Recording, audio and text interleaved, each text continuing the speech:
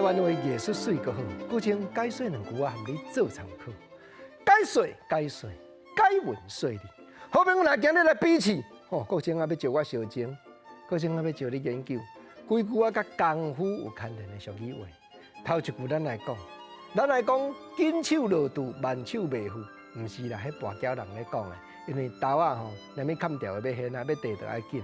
毋过正经社会一句话讲，紧手就看无好功夫，对，毋是讲敢若拳头比试尔。你讲摆一个面搭煮食嘛爱功夫呢，挑花刺绣这步倒一项毋免功夫。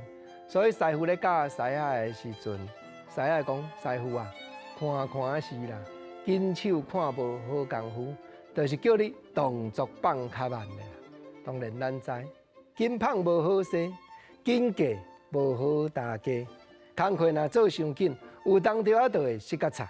所以紧手有影看无好功夫。啊，师傅，你要甲我教功夫，互我出去外口甲人比试，对，平平道友对道友，对方若伤过笑着，你要甲修理，伊若厌死讨宝剑，这个功夫你得甲表演出来。当然啦，这句厌死讨宝剑，即马歌戏戏台顶也阁真侪人咧讲，就是讲你家己自吹死路的意思，你得厌死人讨宝剑。冰刀连3年4个月，这口宝剑坐起你坟头，有才调甲你收治死命。安尼，或者厌死伫咧讨宝剑。